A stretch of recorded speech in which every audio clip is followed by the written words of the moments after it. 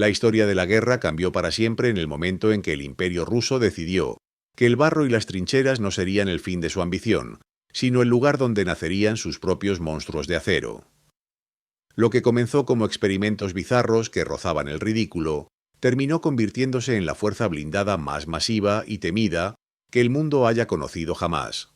Pero el camino hacia la supremacía del martillo y la hoz no fue sencillo.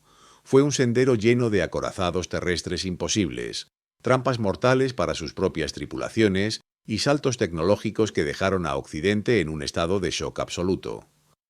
Hoy vamos a recorrer la evolución completa del blindaje ruso y soviético, desde los triciclos gigantes del zar hasta las bestias con torretas no tripuladas que hoy definen el futuro del combate. Prepárate para descubrir cada tanque, cada error de ingeniería y cada secreto de acero de una nación que convirtió la guerra de tanques en una religión. A principios del siglo XX, Rusia estaba desesperada por romper el punto muerto de la Gran Guerra. En este clima de urgencia nacieron diseños que hoy parecen sacados de una pesadilla febril. El primero fue el Vsedekov, que significa el que va a todas partes. Era una caja de acero montada sobre una única y ancha oruga de goma, una idea visionaria que intentaba vencer al barro, pero que carecía de la dirección necesaria para ser útil. Sin embargo, nada supera la locura del tanque zar. Imagina un triciclo gigante de 9 metros de altura, con ruedas frontales masivas diseñadas para aplastar cualquier obstáculo. Fue una obra maestra de la arrogancia técnica.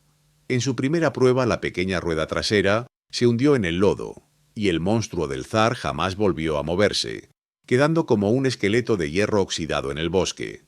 Incluso el diseño de Mendeleev, un auténtico crucero terrestre con cañones navales, era tan pesado que requería vías de ferrocarril para moverse, demostrando que Rusia aún no sabía cómo domar la masa del acero. La verdadera era soviética comenzó con el pragmatismo del Ruski Renault, una copia directa del FT-17 francés, que demostró que la joven Unión Soviética podía fabricar máquinas complejas. Pero fue el T-18 o MS-1 el que puso las bases del orgullo nacional. Aunque pequeño y ágil, fue el abuelo de todo el cuerpo blindado, la escuela donde se formaron los hombres que luego conquistarían Berlín. En el periodo de entreguerras, la URSS entró en una fase de experimentación frenética.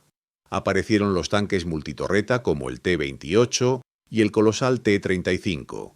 El T-35 era un acorazado terrestre con 5 torretas independientes, un icono de propaganda diseñado para intimidar al mundo en los desfiles de la Plaza Roja. En la práctica, sin embargo, era una pesadilla para el comandante, quien no podía coordinar a 5 tripulaciones a la vez, y su mecánica era tan frágil que la mayoría se averiaron antes de ver un solo disparo enemigo en 1941. Mientras tanto, un genio llamado J. Walter Christie vendió a los soviéticos un sistema de suspensión que el ejército estadounidense había rechazado. Así nació la serie BT, los tanques rápidos. Estos vehículos podían quitarse las orugas y correr sobre sus ruedas a 100 km por hora, literalmente saltando sobre obstáculos en el campo de batalla. Fue esta obsesión por la velocidad y la movilidad la que llevó al desarrollo del T-34, posiblemente el tanque más influyente de la historia humana. El T-34 no solo introdujo el blindaje inclinado para desviar proyectiles, sino que equilibró la potencia de fuego y la simplicidad industrial. Mientras Alemania fabricaba relojes mecánicos de lujo en forma de tanques, la URSS fabricaba martillos de acero en masa que podían repararse con un mazo en medio de la nieve. Pero la guerra también exigía fuerza bruta, y ahí aparecieron los gigantes de la serie KV. El KV-1 era virtualmente invencible cuando apareció. Los cañones alemanes de la época simplemente no podían perforar su piel. Su hermano, el KV-2, era una visión de terror. Una torreta cuadrada masiva que albergaba un obús de 152 milímetros, capaz de pulverizar búnkeres de hormigón de un solo golpe. Estos monstruos de Stalin evolucionaron ante la presión de los Tiger alemanes hacia la serie IS, Iosif Stalin. El IS-2, armado con un cañón de 122 milímetros, fue el mazo definitivo que rompió las defensas de Berlín.